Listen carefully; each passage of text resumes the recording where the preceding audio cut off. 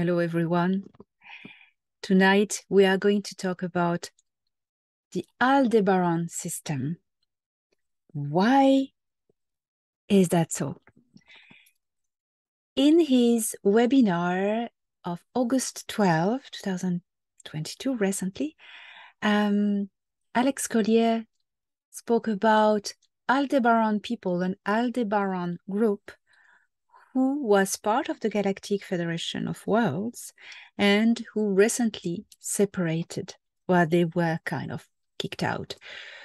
We knew there was a group they need to part with because regarding to the events happening in this star system, certain group who weren't always in resonance with the decision of the Galactic Federation were to separate, because this group was always trying to turn decisions to their advantage, and they were really showing service to self attitude and not service to the greater community of the galaxy.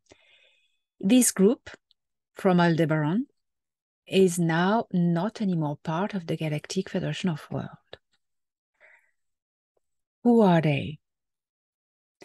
Before I speak about who they are, I may go in further details on what happened. But this already happened a month ago when we are moving into a progressive future in the star system. And the Galactic Federation of Worlds is passing agreements with the Earth Alliance to build Star Trek future in this star system. The Galactic Federation of Worlds includes hundreds of thousands of civilizations regrouped as a federation that is minding the balance and peace in the galaxy, Nataru, this galaxy. Some groups this group from Aldebaran had ties like commercial and a bit political ties with the Dark Fleet. And this was really brought out, and they needed to go. They really needed to go because they were trying to influence the decisions. This group, as a culture and a race, is a group of Anunnaki. You know, the Anunnaki are widespread in the whole galaxy. They originate from another dimension, and they arrived by the Orion portal a very long time ago, and they settled in the Sirius B system. So the Anunnaki also can be called Sirians. Anunnaki is a species, okay? It's a race, even a culture. But if we consider the place where they come from, they can be Sirians, okay? You can, for instance, be a Native American person living in Sweden. Who you are is a Native American. But you can also be called Swedish, because you live there. That's the same with the Anunnaki living in the Sirius system. So when we speak about the Sirians interfering and interacting in the genetics of the human species on Earth, it's the Anunnaki. But we're not talking about these ones. We're talking about a colony, a branch of them that has nothing to do with the Enki and Lil story and the genetic experiment. It's and Ur, Summer, Babylon, that's just nothing to do with that. Although they speak a language, these Aldebaran Anunnaki, they speak a language that is the root language of Sumerian. Okay? As they all do, the Anunnaki. So this branch, how did they come about to interfere with Earth? From Aldebaran, it was an, offshoot colony. Well, this colony in Aldebaran system came from originally our star system. They had a colony on Maldek that they also call Yana. Maldek is more widespread as a name. Planet Maldek exploded, and in a war, terrible war, and the Mitra were involved with other species. Well, before it exploded during the war, this colony of Anunnaki left and found a world to terraform in the Aldebaran star system.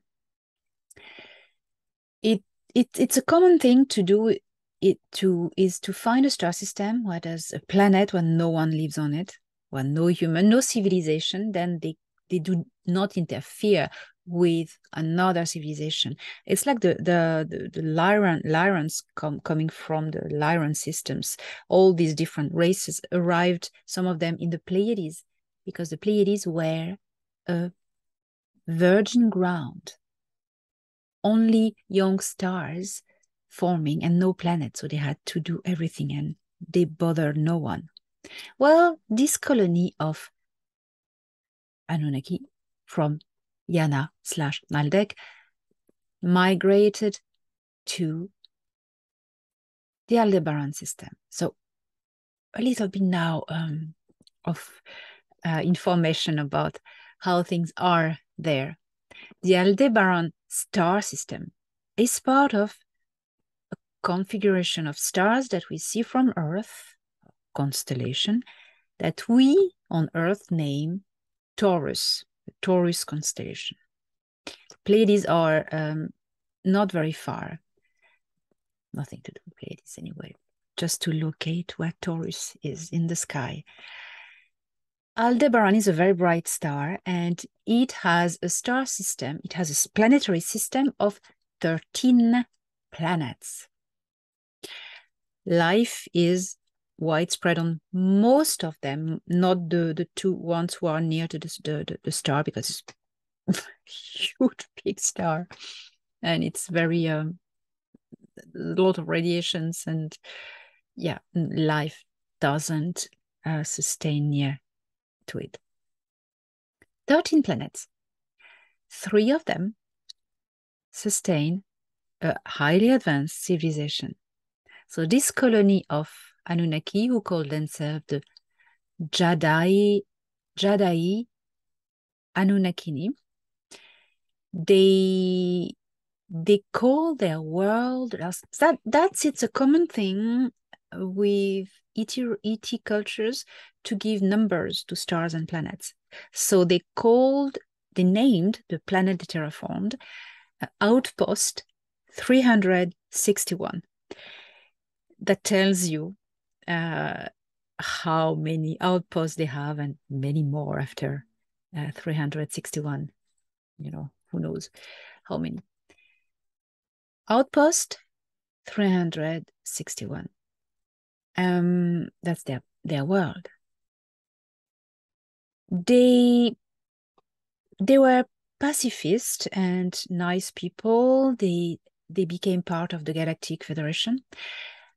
On the two other civilizations in the Jada star system, Aldebaran, are a hell colony from the Lyran Wars as well. A hell colony, and so a hell outpost, tall blonde people who are very close to these Jedi Anunnaki, and we're going to talk about that. And the third civilization is the most advanced of the three. It's a Jedi Nemesis. It's ninth density light beings. Ninth density is the moment when spirit doesn't start to not need a physical body to operate an incarnation and to experience something. It depends on the races, you know, the species. Some species are still solid and incarnated at the ninth density. Some are already not. It depends. So we're not talking about these ninth density lovely people. We are talking about the Jedi Anunnakini and the Ahil, Jada Yahil Ahel colony from Lyra. The Jedi Anunnakini. In my book, A Gift from the Stars, I described them, and I have even drawing. Lovely lady. They were really pacifist and good people, and they joined the Federation. And something very important is that they've always been very friendly and very attached to the other colony of the Jedi Hill, the tall blonde. So yes, Outpost 361 is on the 7th planet. That's something I remember. They had a mission. They took upon a mission to, you know, because in the Galactic Federation, everyone can choose a mission for a purpose and, you know, to help the galaxy. They were the ones who communicated with Maria Orsic in 1919. Talking to her in Sumerian, their language, well, the root of Sumerian, and they gave her technology. Now, Maria Orsic is not from Earth either, but that had the fact that she was not Earthling has nothing to do. It's not related to them, the Jedi Anunnaki who gave her information. It's, you know. But they took her because she was easy, you know, it was good because she was already a galactic. So it worked well. She was in communication with them. They gave her a lot of technology. We know the story. And I recommend Dr. Michael Sala's books about it. Antarctica, Hidden History tells a lot about that. The thing is, they were doing that for the greater good. But the thing is, you know, in Germany, at that time, there was a lot of evil stuff going on. And the reptilians, the Sika Empire, made alliance with the, you know, the I'm not naming it, start by N. The Dark Fleet was created, the Nachtwaffen, and we know all the story. The thing is, the Jedi Anunnakini start to be a little bit involved. You know, these negative people, the reptilians and the Dark Fleet, the compound of the reptilians and the N people. They are very tricky, very deceptive, very manipulative. And Maria Orsic nearly fell into it. And she split with them very quickly. Okay. And she joined the Galactic Federation. She went up. I see what's going on. Bye. Jedi Anunnakini, whom she was in contact with, who were part of the Federation, it has always been a question with the Federation. Where do they stand? Are they totally honest with us? Do they hide things? Do they have ties with the Dark Alliance? it has always been, no one could ever prove it. But then, recently the Federation had enough and said, you need to go because that's not working. You tried to bring stuff and, you may relay information to the Dark Fleet, we never know. So you need to go. And they understood. It went well. They left.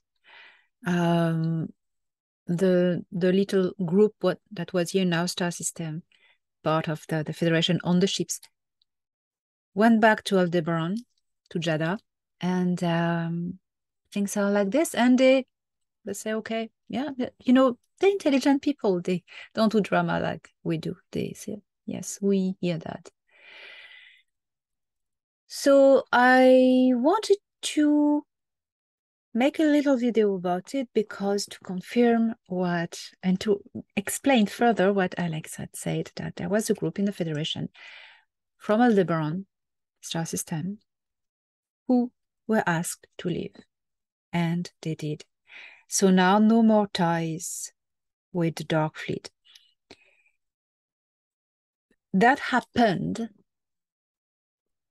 just because, these doubts, this discomfort had been going on for a long time until the Dark Fleet in our star system was eradicated. They were defeated. That was when the Antarctica was taken back by the Earth Alliance and the Dark Fleet left Antarctica. And at one and same time, boom, Antarctica, boom, Mars, boom, and gone. The Dark Fleet defeated in our star system, gone from Sirius as well. They went back, they wanted to go back to Aldebaran because at that moment, while that was happening, the Dark Fleet settled their headquarters in the Aldebaran system. They really set the headquarters there. What happened to the Dark Fleet contingents from Antarctica and Mars and Sirius that were here? Well, they weren't welcome either in Aldebaran. I don't know where they are. They may be rogues or taken care of. But Aldebaran said, you are losers. And Thorhan told me, the Dark Fleet, he heard this, they said something that was passing around, that the Dark Fleet in Aldebaran said, we cut an infected limb. So that's what they do. They don't want losers in their ranks. So, losers. Well, at the moment, the Dark Fleet really settled the headquarters, decided to locate the headquarters in the Aldebaran system. It was in the Aldebaran system on the 7th planet, Outpost 361. Now, remember I said the Jedi Anunnaki from Outpost 361 in Aldebaran were like this, with Toblon Ahel next door, next planet. Well, it was discovered in that story that, of course, these Ahel were working with them. So these ones as well. It's not because, oh, it's an Ahel, he's nice. Humans can take any sides. It's everyone's journey, okay? So these ones were cast. It's the whole Aldebaran thing that was cut. That's it. Sorry, lads. We're not taking any more. Now, if you heard that tall blonde people were interacting with Nazis, I'd said it. Well, that was them. The Jedi Hill. Now, all the Jedi Hill are not, negative. It's like on Earth, okay? It's a part of them. It's those who worked with their neighbors, the Jedi Anunnaki. Now, I don't know if you follow everything. If you don't, a gift from the stars, okay? Page 286. It's all in there.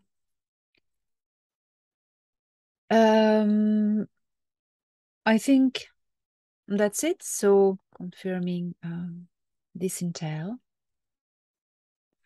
There was also other humanoid extraterrestrial working with the N people.